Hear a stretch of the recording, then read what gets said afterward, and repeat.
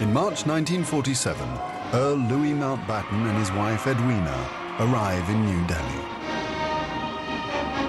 The great-grandson of Queen Victoria and second cousin to George VI, Mountbatten brings a regal presence to the drama of India's independence.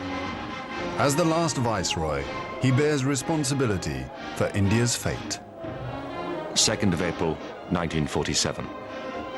I have now completed my first week in office. I should like to be able to paint an encouraging picture of my first impressions, but feel it would be misleading if I did so. The scene here is one of unrelieved gloom. At this early stage, I can see little common ground on which to build any agreed solution for the future of India. The only conclusion I have been able to come to is that unless I act quickly, I may well find the real beginnings of a civil war on my hands.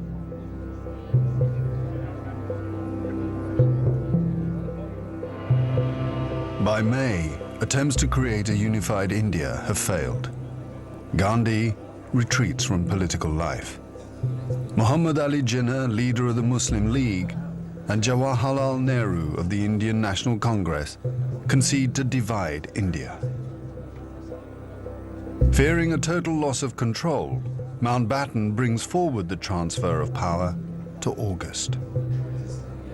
Two nations will be created by partition, a secular India and a new homeland for India's Muslims, Pakistan. Communal violence is escalating. Lady Mountbatten visits a refugee camp in the Punjab. I talked to a great many of the victims. One's heart ached for them. Many families have been completely destroyed, whilst those who had survived lived in permanent fear of future aggression. It was such a sad tour. The devastation is like the Blitz at its worst. The killed, maimed, and homeless. It's tragic.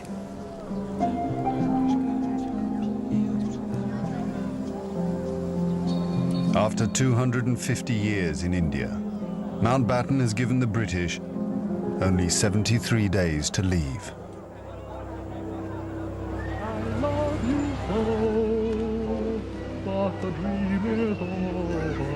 Writing to his wife in England, Indian Civil Service officer Alan Flack.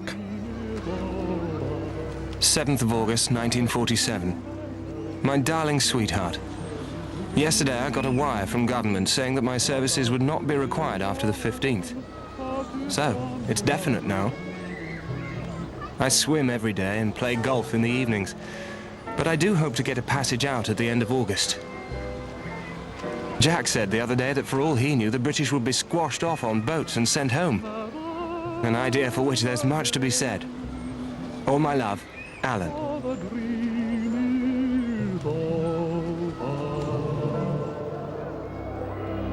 On the eve of independence, Nehru addresses the people of India.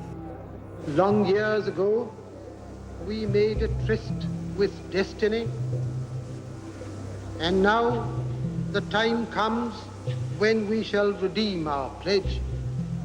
At the stroke of the midnight hour, when the world sleeps, India will awake to life and freedom.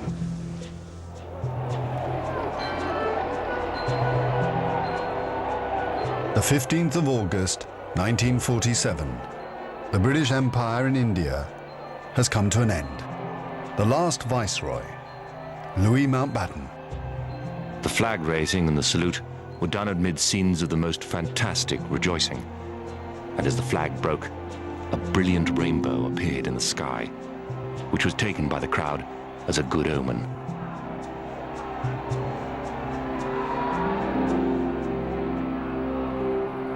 Qasim Muhammad. On the 15th of August came freedom. The freedom to burn, loot and murder. While Delhi and Karachi were celebrating, central Punjab was burning.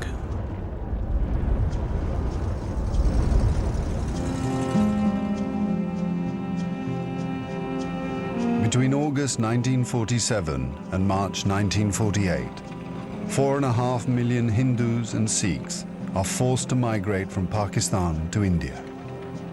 6 million Muslims must move in the opposite direction.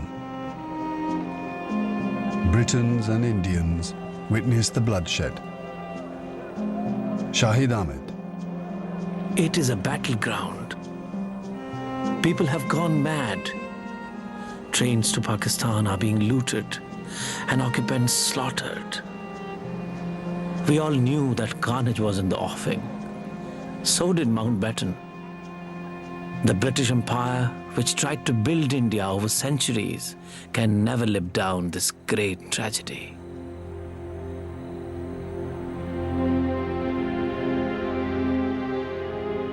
Lieutenant Colonel Hubert Boyd Hudson. The sight from the air was awe-inspiring.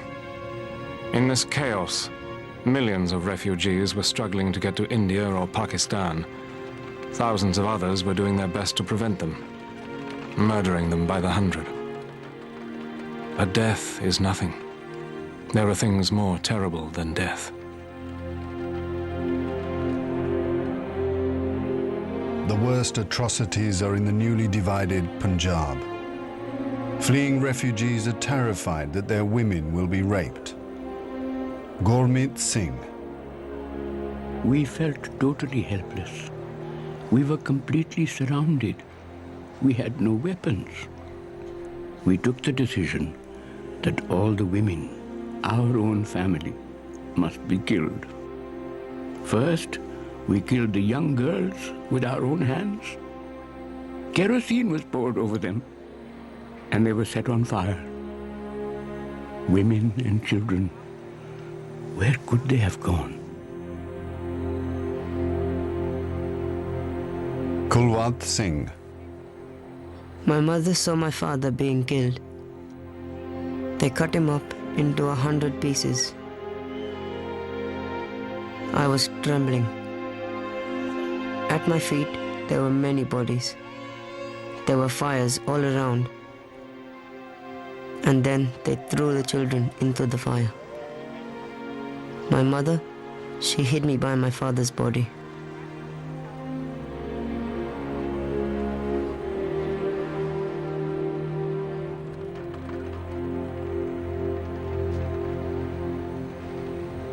Ten million people are displaced in the partition of India. 1 million are dead.